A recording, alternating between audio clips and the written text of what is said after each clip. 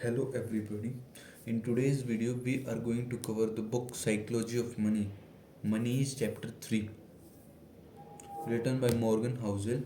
Let's see about chapter 3. Never enough. When rich people do crazy things.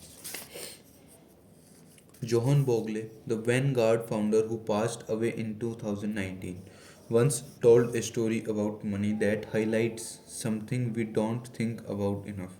At a party given by a billionaire on Shelter Island, Kurt Vonnegut informs his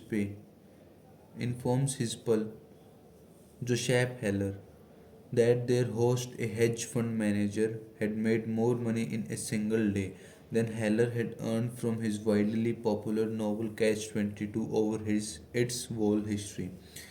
Heller responds, "Yes, but I have something he will never have enough. Enough." I was stunned by the people, by the simple eloquence of that word. Stunned for two main reasons.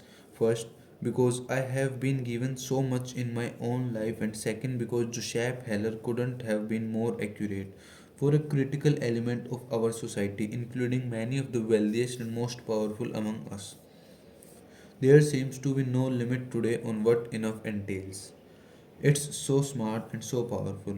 Let me offer two examples of the dangers of not having enough and what they can teach us. Rajat Gupta was born in Kolkata and orphaned as a teenager. People talk about the privileged few who begin life on third base. Gupta couldn't even see the baseball stadium. What he went on to achieve from those beginnings was simply phenomenal. By his mid 40s, Gupta was CEO of MC Kinsey, the world's most prestigious consulting firm. He retired in 2007 to take on roles with the United Nations and the World Economic Forum. He partnered on philanthropic work with Bill Gates. He sat on the board of directors of five public companies. From the slums of Kolkata, Gupta had quite literally become one of the most successful businessmen alive. With his success come enormous wealth. By 2008, Gupta was reportedly worth $100 million. It is an unfathomable sum of money to most. A 5% annual return on that much money generates almost $600 an hour, 24 hours a day. He could have done anything he wanted in life, and what he wanted by all accounts wasn't to be marry a centimillionaire. Rajat Gupta wanted to be a billionaire, and he wanted it badly.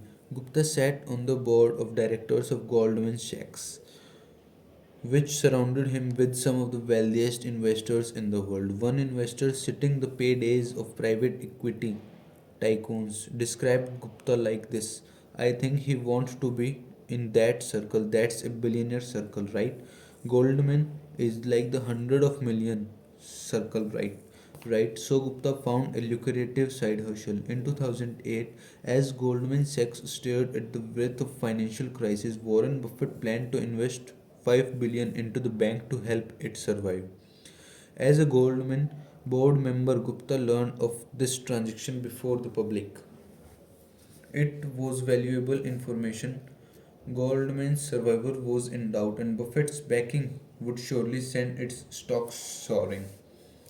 16 seconds after learning of the pending deal, Gupta, who was dialed into the Goldman board meeting, hung up the phone and called a hedge fund manager named Rajaratnam.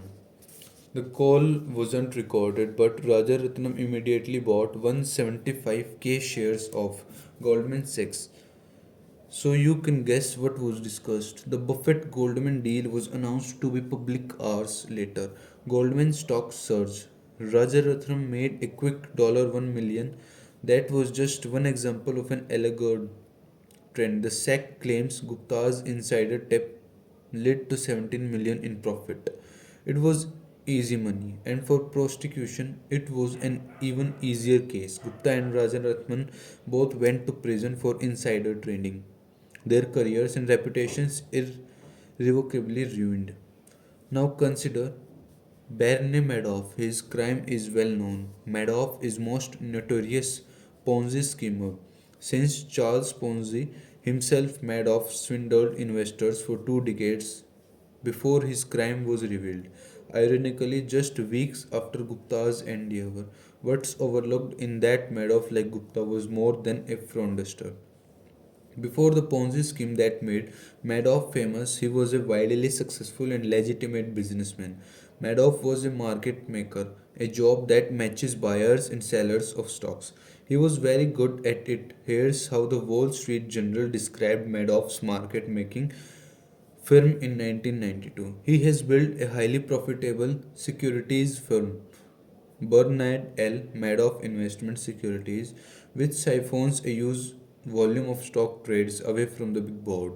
The $740 million average daily volume of trades executed electronically by the Madoff firm of the exchange equals 9% of the New York's exchange. Mr. Madoff's firm can execute trades so quickly and cheaply that it actually pays other broker firms a penny a share to execute their customers' orders, profiting from the spread between bid and ask price that most stocks trade for. There is not a generalist in accurately describing a fraud yet to be uncovered. Madoff's market making business was legitimate.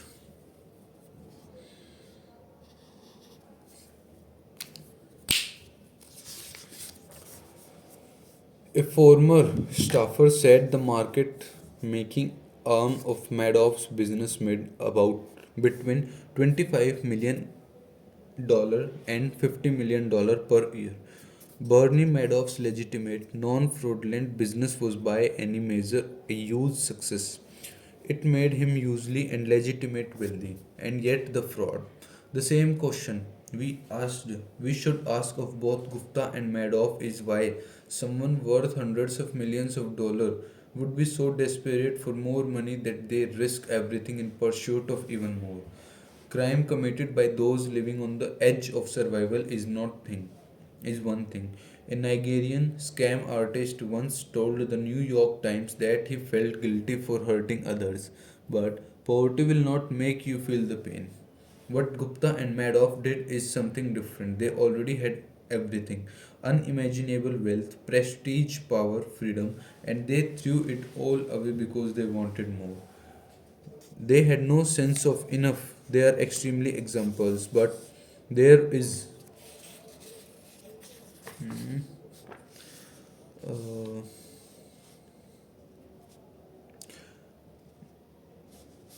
they are extreme examples, but there are non-criminal versions of this behavior. The hedge fund long-term capital management was staffed with traders personally worth tens and hundreds of millions of dollars each, with most of their wealth invested in their own funds. Then they took so much risk in the quest for more than they managed to lose everything. In 1998, in the middle of the greatest bull market and strongest economy in history, Warren Buffett put it, to make money they don't have and didn't need. They didn't have and didn't need. They risked what they did have and did need. And that's foolish. It is just plain foolish. If you risk something that is important to you for something that is unimportant to you, it just does not make any sense. There is no reason to risk what you have and need for what you don't have and don't need. It's one of those things that an obvious as it is overlooked. Few of us will ever have $100 million as Gupta or Madoff did. But a measurable percentage of those reading this book will at some point in their life earn a salary or have a sum of money sufficient to cover every reasonable thing they need and a lot of what they want. If you are one of them, remember a few things. The hardest financial skill is getting the goalpost to stop moving.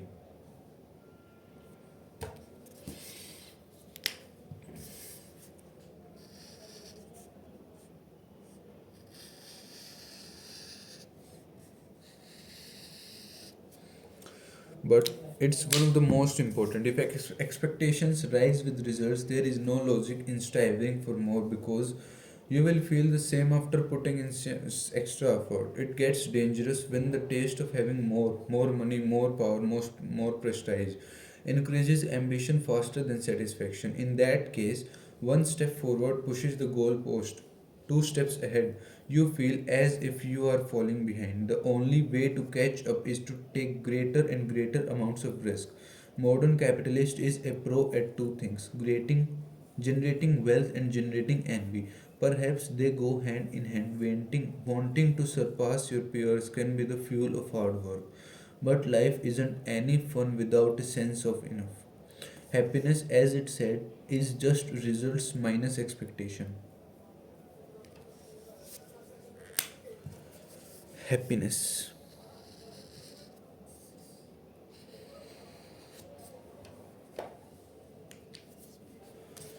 Second, social comparison the problem here. Consider a rookie baseball player who earns $500K a year. He is by any definition rich, but say he plays on the same team as Mike Trout, who has a 12-year, $430 million contract. By comparison, the rookie is broke.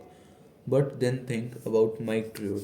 $36 million per year is an insane amount of money.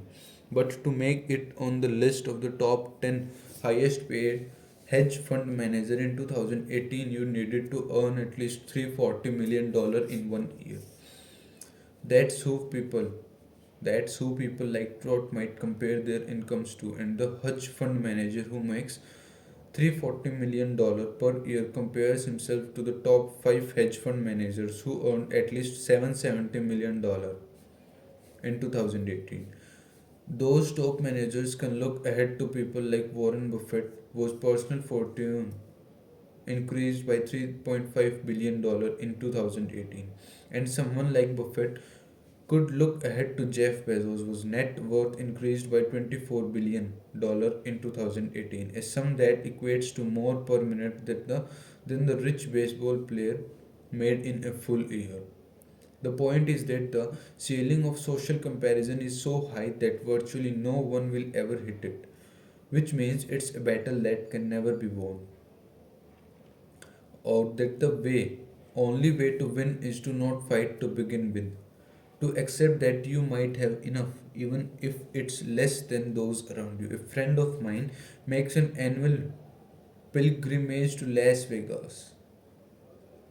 One year he asked a dealer, "What games do you play and what casino do you play in?"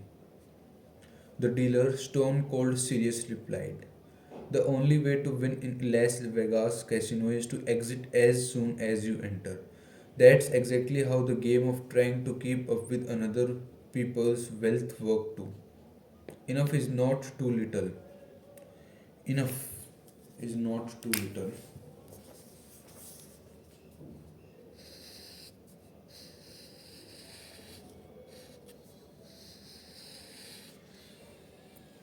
Enough is not too little. The idea of having enough might look like conversation, leaving opportunity and potential on the table. I don't think that's right. Enough is realizing that the opposite and insatiable appreciate appetite for more will push you to the point of regret. The only way to know how much food you can eat is to eat until you are sick. Few try this because vomiting hurts more than any meal is good. For some reason, the same logic doesn't translate to business and investing, and many will only stop reaching for more when they break and are forced to. This can be so innocent as burning out at work or a risky investment allocates you can't maintain. On the other hand, there's Rajat Gupta's and Bernie Madoff's in the world who resort to stealing because every dollar is worth reaching for regardless of consequence. Whatever it is, the inability to deny a potential dollar will eventually catch up to you. Fourth, there are many things never worth risking, no matter the potential gain. After he was released from prison, Rajat Gupta told the New York Times he had learned a lesson. Don't get too attached to anything, your reputation, your accomplishments, or any of it. I think about it now. What does it matter? Okay, this thing unjustly destroyed my reputation. That's only troubling if I am so attached to my reputation. This seems like the worst possible takeaway from his experience, and what I imagine is the comforting self justification of a man who desperately wants his reputation back but knows it's gone. Reputation is invaluable. Freedom and independence are invaluable. Family and friends are invaluable. Being loved by those who you want to love is invaluable. Happiness is invaluable, and your best shot at keeping these things is knowing when it's time to stop taking risks that might harm them, knowing when you have enough. The good news is that the most powerful tool for building enough is remarkably simple and doesn't require taking risks that could damage any of these things. That's the next chapter. Okay, we have completed our chapter 3, never enough. Next chapter is confounding compounding.